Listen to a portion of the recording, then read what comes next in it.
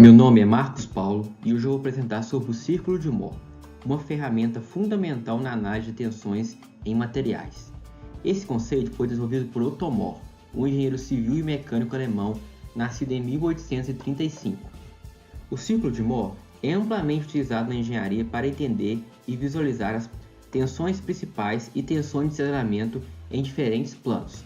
Nesse vídeo, vamos explorar os fundamentos do círculo de Mohr e suas aplicações práticas e como ele pode ser utilizado para resolver problemas de engenharia. Antes de mergulhar no círculo de Mohr, bora fazer um exercício de imaginação? Pensa no mundo sem calculadoras, sem software de simulação, sem nada digital. Pois é, era assim que os engenheiros trabalhavam antigamente. Eles tinham que resolver tudo na unha, só com ferramentas básicas como régua, compasso, transferidor e, claro, muita sagacidade. Dava para dizer que esses caras eram tipo o MacGyver da engenharia, resolvendo tudo com o que tinham em mãos. Em meio desse arsenal de ferramentas tinha uma que se destacava, o círculo de Mohr. Esse método era praticamente o Harry Potter das transformações de tensões, porque conseguia simplificar cálculos super complexos de uma maneira visual e intuitiva. Então, bora entender como essa magia funciona? Vamos falar sobre o círculo de Mohr de maneira mais técnica. Ele foi desenvolvido por Otto Mohr no século XIX e se tornou uma ferramenta essencial na engenharia para visualizar e entender o estado de tensões em um material. Em vez de depender apenas de equações, ele permite uma abordagem gráfica que facilita muito a análise de tensões normais e cisalhantes. Com o círculo de Mohr, conseguimos determinar três informações fundamentais: as tensões principais, que são as tensões máximas e mínimas atuando em um ponto; a tensão cisalhante máxima, que é o maior valor de tensão de cisalhamento que o material pode sofrer; o ângulo de orientação e os planos principais, ou seja, quanto precisamos rotacionar o sistema para atingir as tensões principais. A imagem aqui do lado mostra como esses valores são representados no círculo, facilitando nossa análise. Nos próximos slides, vamos ver como o círculo de Mohr na prática e sua aplicação em problemas reais. As equações de transformação de tensões, que são essenciais para calcular as tensões normais cisalhantes em um plano inclinado em um ângulo θ. A primeira equação é a tensão normal transformada, sigma', que mostra como a tensão normal varia em um plano inclinado. A segunda equação é a tensão cisalhante transformada, τ', que mostra como a tensão de cisalhamento varia no mesmo plano inclinado. Essas equações permitem calcular as tensões em qualquer orientação, o que é crucial para entender o comportamento dos materiais sob diversas cargas. O gráfico apresentado ajuda a visualizar essas transformações, mostrando como as tensões variam com o ângulo θ e destacando as tensões normais cisalhantes máximas. Com essas ferramentas, podemos prever a distribuição das tensões em diferentes planos, o que é vital para o projeto e análise de estruturas e componentes mecânicos. Ora, a gente analisando esse exemplo aqui, a gente pode tirar o seguinte, que a gente tem a tensão normal no eixo X, 30 MPa, a tensão normal no eixo Y, 10 MPa, e a tensão cisalhante, que é 5 MPa. Tudo isso a gente consegue observar analisando a imagem e as tensões sinalizadas pelas setas. Mas o que são tensões normais? São as tensões perpendiculares à superfície do material. As tensões cisalhantes são as forças paralelas à superfície do material, que são as que podem causar distorções. Quando a gente vai representar essas tensões para criar o círculo de Mohr, o eixo sigma, que é o horizontal, ele vai representar as tensões normais, e o eixo tau, que é o vertical, ele vai representar as tensões cisalhantes. Aí a gente tem que plotar pontos importantes no diagrama, que o primeiro ponto é o centro do círculo de Mohr, que é dado por essa fórmula aqui. Esse ponto representa a média das tensões normais no estado de tensões. E o segundo ponto que a gente tem que plotar no nosso gráfico, no plano cartesiano, é as tensões no eixo X, que é dado por essa fórmula aqui, que é a tensão normal no eixo X mais a tensão cisalhante no eixo XY. Dado o nosso exercício de exemplo, que é esse aqui, que a gente conseguiu obter essas tensões normais e cisalhantes, aí a gente aplica as fórmulas e obtém o seguinte gráfico, que é esse aqui. Com isso, com o auxílio de um compasso, que a gente traça o centro e a borda do círculo, a gente traça esse seguinte círculo aqui, ó, utilizando um compasso. Sim, já desenhou o círculo de Mohr, mas e agora? Faz sentido? O que a gente vai fazer com isso? A gente vai desvendar o que é esse círculo. Ele não é somente um desenho bonito que você fez na folha quadriculada. A gente vai desvendar os superpoderes ocultos no círculo de Mohr.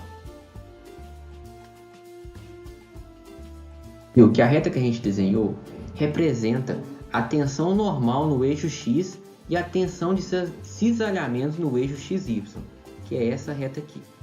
Mas se a gente estender essa reta, no momento que ela tocar a borda do círculo, esse local aqui vai representar a tensão normal no eixo Y. Com isso a gente tem essas três informações aqui no nosso círculo de Mohr. O círculo de Mohr, para obter as tensões em um elemento que está rotacionado. No caso, a gente vai rotacionar ele num ângulo de menos 15 graus. Para isso, devemos rotacionar a reta do círculo por um ângulo de 2θ, que é igual a menos 30 graus. Nisso, a gente vai obter essas tensões aqui. A gente analisando como que elas ficaram, a gente consegue obter a tensão de qualquer elemento rotacionado em qualquer grau. Basta a gente girar ele no ângulo certo.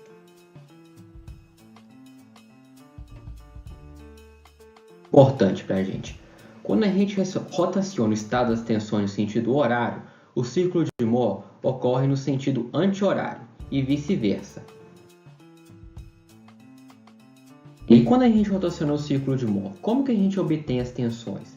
A gente tem duas opções. A gente pode usar o método gráfico, que a gente utiliza do papel quadriculado e ver onde cada pontinho está batendo, ou a gente pode usar a trigonometria, que a gente utiliza relações de seno, cosseno, tangente e teorema de Pitágoras, para poder calcular os valores das tensões com maior precisão. Lá. As tensões principais ocorrem quando a tensão de cisalhamento é zero. Ao analisar o círculo de Mohr, podemos rotacionar a linha que representa o estado das tensões até que ela se alinhe horizontalmente nesta posição. A tensão de cisalhamento XY torna-se zero. As tensões normais correspondem às tensões principais, que são as tensões máxima e mínima do material. Essa rotação gráfica simplifica a identificação das tensões principais, que são essenciais para a análise de resistência em engenharia. Com o círculo de Mohr, podemos determinar as tensões de forma visual e precisa, ajudando a garantir a segurança e eficiência dos projetos. Quando a gente rotaciona para obter a tensão de cisalhamento zero, e as tensões que surgem depois disso correspondem às tensões principais, θ1 é σ1 e σ2. Falar do cálculo das tensões principais. Para determinar as tensões principais utilizando o círculo de Mohr, podemos calcular o raio R utilizando o teorema de Pitágoras, com essa fórmula aqui. O exemplo que a gente fez lá, que as tensões principais são essas. A imagem aqui ilustra o cálculo para a gente ter uma ideia. O valor de R obtido é o mesmo que utilizamos ao calcular as tensões principais. Assim, podemos determinar as tensões principais usando a seguinte equação. Aqui está só o exemplo aqui, mostrando como essa tensão principal pode ser calculada. Para obter a tensão de cisalhamento máximo. Para a gente poder determinar ela, a gente tem que rotacionar o nosso círculo até ela aparecer, tanto nesse sentido quanto nesse sentido. E analisando isso, a gente pode inferir que a tensão de cisalhamento máxima é igual ao raio R. E as tensões no eixo X e no eixo Y assumem o valor da tensão média quando a tensão de cisalhamento atinge seu valor máximo. E para a gente encontrar os ângulos do círculo de Mohr, a gente pode utilizar um simples transferidor ou as funções trigonométricas para a gente obter os valores com maior precisão. Agora, a gente vai ter uma explicação prática de um exemplo de como o círculo de Mohr é aplicado em um exercício. Mas e na prática, como é que a gente faz para desenhar o círculo de Mohr? Nessa figura, a gente consegue observar algumas tensões em um certo ângulo. A gente tem, então, uma tensão normal em X de menos 100 MPa, uma tensão normal em Y de menos 50 MPa e uma tensão de cisalhamento XY de 28 MPa. Além disso, a gente tem um ângulo de 30 graus. O que isso significa? Que a gente precisa rotacionar a figura em 30 graus. Com isso, a gente passa a ter, então, tensões equivalentes às outras, porém com ângulo de rotação. E também vão aparecer duas novas incógnitas, que é a tensão de cisalhamento no ângulo XY e a tensão normal no plano XY. Mas vamos deixá-los para mais tarde. Para começar, a gente vai reunir os nossos dados.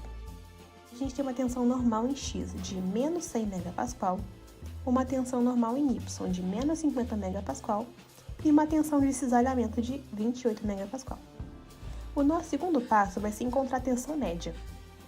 Temos por uma fórmula que a tensão média é a tensão no eixo X mais a tensão no eixo Y, isso tudo dividido por 2.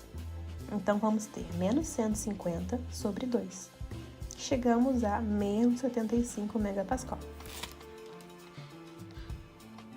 Com isso, a gente já tem alguns pontos essenciais no nosso círculo. Nosso primeiro ponto ele é formado pela tensão média no ponto 0 em Y. E o segundo ponto é formado pela tensão normal em X e a tensão de cisalhamento XY. Com isso, vamos ter menos 75 e 0 e menos 100 e 28. Pronto! Agora é só jogar nossos pontos, bem ali no nosso círculo. Vamos fazer nossos eixos e colocar os valores já conhecidos. Menos 75, menos 100 e no eixo Y vamos colocar 28. Agora é só traçar os pontos. Lembra do nosso ângulo de 30 graus? Então, para a gente poder prosseguir, vamos precisar rotacionar a nossa reta usando um ângulo 2 vezes esse θ, que é 30 graus. Uma coisa para a gente não se esquecer. O sentido de rotação do nosso ângulo é positivo e no sentido anti-horário. Agora o ângulo, que é 2 vezes θ, é positivo no sentido horário. Assim que a gente define os ângulos, vai surgir uma nova variável. Na verdade, duas, né? A tensão do plano, seja de cisalhamento e a normal. Para isso, a gente só vai precisar de usar trigonometria. Tá vendo esse pedacinho aqui? São só triângulos. Então, o que a gente precisa descobrir é o valor dos ângulos alfa e beta, e então achar nossas tensões. Vamos pegar primeiro esse triângulo da esquerda. Se a gente fizer Pitágoras nele, temos que o raio ao quadrado, ou seja, a hipotenusa, é igual ao cateto oposto, que é 28 ao quadrado, mais a base, que é 25 ao quadrado. Isso nos dá o valor de 37,54 MPa. Vamos para o nosso sétimo passo, que é encontrar os ângulos. Para isso, a gente vai usar a tangente, tá bem? Tangente de alfa é igual a 28, que é o cateto oposto, sobre 25.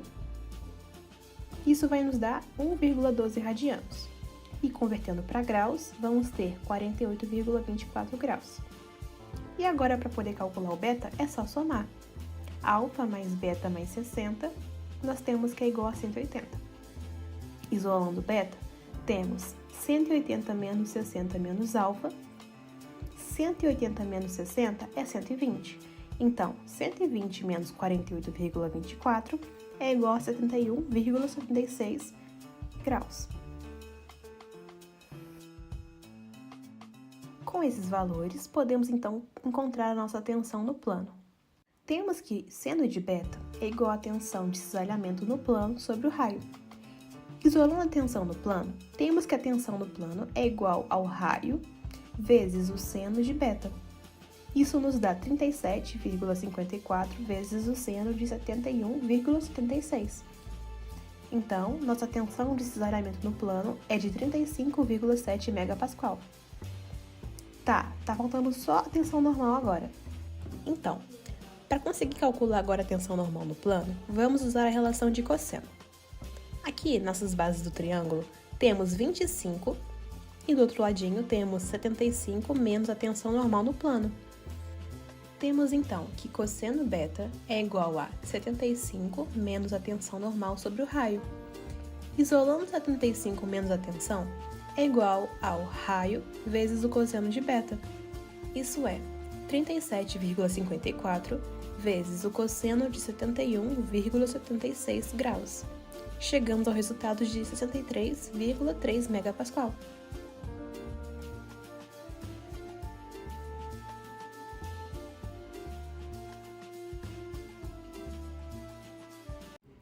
Aqui temos nosso exercício totalmente resolvido.